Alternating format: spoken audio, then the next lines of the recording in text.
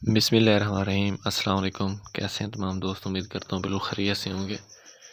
आज की इस वीडियो में बात करेंगे सनफ्लावर प्लांट के ऊपर, सूरजमुखी के पौधे के ऊपर हम लोग अपने इस प्लांट को स्टैंडर्ड प्लांट किस तरह बना सकते हैं। स्टैंडर्ड प्लांट बनाने से मेरा मतलब ये है कि ना इसकी हाइट छोटी हो और ना इसकी हाइट बड़ी हो। अगर छोटी इसकी हाइट होगी तो फिर भी ये पौधा इतना खूबसूरत नहीं लगेगा, तो अगर इसकी बड़ी हाइट होगी तो फिर भी इतना खूबसूरत नहीं लगेगा, क्योंकि जिस टाइम इसके ऊपर ज़्यादा फूल आने होते हैं, इसकी शाखें कमज़ोर होंगी। अगर बहुत ज़्यादा बड़ा होगा पौधा तो इसके गिरने के चांसेस ज़्यादा हैं। अगर इसके ऊपर फूल भी ज़्यादा लगे हुए होंगे और ये पौधा गिर जाएगा नीचे, तो फिर इसकी खूबसूरती में कमी वाक़ई हो जाएगी।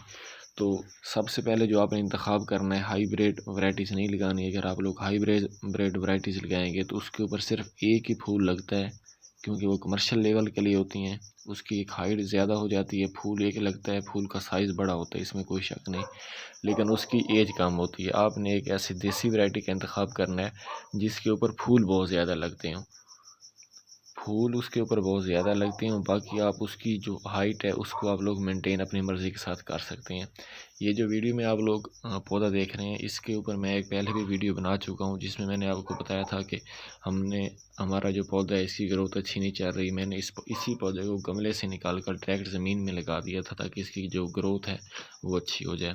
तो आपने जिस टाइम ये पौधा लगा लेना है, तो उस टाइम आपने इस पौधे को स्टार्ट में तो पानी देना है, सर्दियों में लगाना है आपने। तो उस टाइम जिस टाइम इसकी ग्रोथ स्टार्ट हो जाए, तो फिर उस टाइम आपने एक एहतियात ये करनी है कि इस पौधे को आपने पानी कम देना है। पानी ज़्यादा देंगे, जितना ज़्यादा इस पौधे को पानी लगेगा उतनी ज़्यादा इस पौधे की ग्रोथ होगी और इसकी हाइट में इजाफा होता चला जाएगा। इसके साथ आपने इस पौधे को किसी भी किस्म की फर्टिलाइज़र नहीं देनी। हाँ, अलबत्ता आपकी अगर ज़मीन में कोई इशू आ रहा है, अच्छी ज़मीन नहीं है, उसमें आपके पौधे की ग्रोथ नहीं चल रही, तो फिर तो मजबूरन आपको ज़मीन को देखते हुए, मट्टी को देखते हुए उसके ऊपर आपने फर्टिलाइज़र का इस्तेमाल करना है। अगर आपकी मिट्टी बिल्कुल ठीक है, गार्डन साइल है या फिर भाल मिट्टी है, तो उसमें आपने किसी भी किस्म के फर्टिलाइज़र का इस्तेमाल नहीं करना। मैंने भी अपने इस पौधे के ऊपर, एक दो मेरे पौधे हैं, इसके ऊपर मैंने फर्टिलाइज़र का इस्तेमाल नहीं किया और रिज़ल्ट आपके सामने है। अगर बड़ा पौधा हो जाएगा, उसके ऊपर फूल ज़्यादा लगेंगे और उस पौधे ने वहाँ से गिर जाना है। तो आपने कोशिश करनी है कि अपने पौधे को एक पानी कम देना है। पानी कम देने से मुराद ये है कि आपने पौधे की मिट्टी जो है वो नाम रखनी है। जिस टाइम आपने पानी देना है, ज़्यादा पानी दे देना है, अच्छा पानी देना है, भरकर पानी देना है।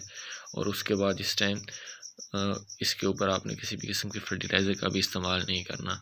हाँ, अलबत्ता अगर आपने अपने पौधे एक गमले में लगाए हुए हैं, बहुत बड़े गमले में लगा सकते हैं, छोटे गमले में लगाएंगे तो इसकी जो ग्रोथ है उसके साथ काफ़ी मसाइल बनेंगे। ग्रोथ इसकी अच्छी नहीं बनेगी। ग्रोथ हो भी गई तो ये पौधे की जो हाइट है बिल्कुल छोटी रह जाएगी और उसके ऊपर जो फूल हैं वो भी बिल्कुल छोटे छोटे लगेंगे।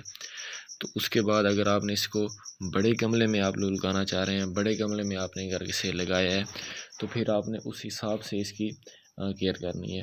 क्योंकि बड़े गमले में लगाएंगे तो साफ ज़ाहिर है, अगर मिट्टी आपके पास भाल मिट्टी है तो फिर तो उसकी ग्रोथ अच्छी हो जाएगी। अगर मिट्टी दूसरी है जिसमें न्यूट्रंट्स की तादाद बहुत कम है, तो फिर आपने उस हिसाब से इसको नाइट्रोजन और फास्फोरस देनी है, ताकि इसकी जो पौधे का स्ट्रक्चर है वो भी अच्छा बने और इसके ऊपर जो फूल है उन फूलों का साइज़ भी अच्छा बने।